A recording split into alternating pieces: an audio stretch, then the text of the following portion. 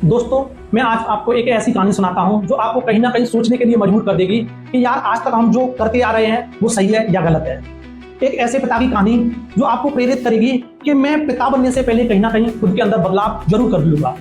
एक ऐसे पिता की कहानी जो कहीं ना कहीं यह सोचने के लिए मजबूर करेगी कि यार जो बच्चों के साथ आज तक होता आ रहा है वो सही है या गलत है। एक पिता क्या करता है, अपने घर के बाजू में एक बगीचा लगाता है और उस बगीचे में कुछ फल फूल और सब्जियां उगाना शुरू करता है, लेकिन उन फल फूल सब्जियों की सुरक्षा के लिए तो भाई उनको कोई तोड़ ना ले जाए या कोई हानि ना पहुंचा दे, इसलिए वो इसके चारों तरफ एक बाड़ लगाने की सोचता है।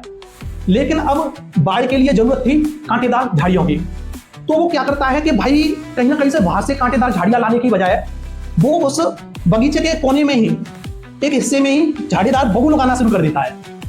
धीमे धीमे देखते ही देखते क्या होता है, बबूल बड़े होते हैं तो उसकी नजर, वो एक दिन टहल रहा होता है तो उसकी नजर जाती है कि यार ये पेड़ आ गया है अलग सा, बबूल के बीच में ये अलग सा पेड़ कैसे दिखाई दे रहा है। तो वो पेड़ होता है बरगद का, जो असीम संभावना लेकर पैदा होता है कि आगे चल करके वही बरगद एक बड़ा बरगद बनता और बहुत सारे बच्चे जो उसमें खेलने के लिए जाते उनकी छांव बन सकता था, उस गार्डन को ऊपर से सुरक्षा दे सकता था, बहुत सारे पक्षियों को शरण स्थली बन सकता था और बहुत सारे घोंसलों को आश्रय देकर पक्षियों की वंशावली को भी बढ़ा सकता था। और इतना ही नहीं, सावन में जो बच्चे जो झूला झूलते हैं उनकी मनमोहकता भी पैदा कर सकता था।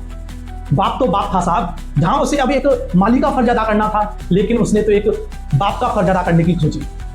उस बाप ने बहुत कोशिश की कि कैसे ना कैसे करके उस बरगद के पेड़ को बबूल में कन्वर्ट किया जाए। उसने बहुत सारे यत्न किए, बहुत सारा खाद पानी या जितनी भी मेडिसिन हो सकती थी वो ला करके उसमें झोंक दी, लेकिन यह तो प्रकृति के विरुद्ध था।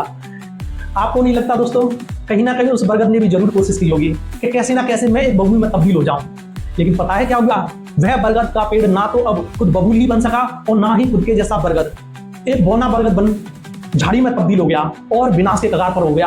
अंत ऐसा हुआ कि वो खत्म हो गया।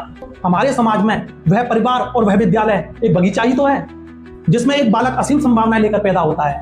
लेकिन होता क्या है उस बच्चे के साथ में, जब भी बाप को देखो परिवार में तो क्या कहता है, फला जैसा बन, फला का बच्चा क्या कर रहा है, या फिर फला के मेरिट आई है तू क्या कर रहा है।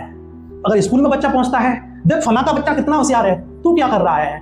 करते करते करते करते और वो बाप और एक टीचर तुलनाओं के भंवर में फंस करके इतनी तुलनाएं करते हैं बच्चे की कि बच्चे को बच्चा नहीं रहने देते हैं, वही एक बौना बरगद बना करके छोड़ देते हैं। इसलिए मेरा मानना है कि हर एक पेरेंट्स और हर एक गुरुजन का बाप बनने की बजाय माली बनना बेहतर है। माली बने और उस बच्चे की असीम संभावनाओं को पहचाने और उस असीम संभावनाओं के अकॉर्डिंग उसमें खाद पानी दे और उसकी सिंचाई करे। आप देखते ही देखते पाएंगे कि वह छोटा सा बरगद रूपी बालक असीम संभावनाओं के सारे जितना चाहे कितने अपने जैसे बरगद तैयार करेगा। Thank you.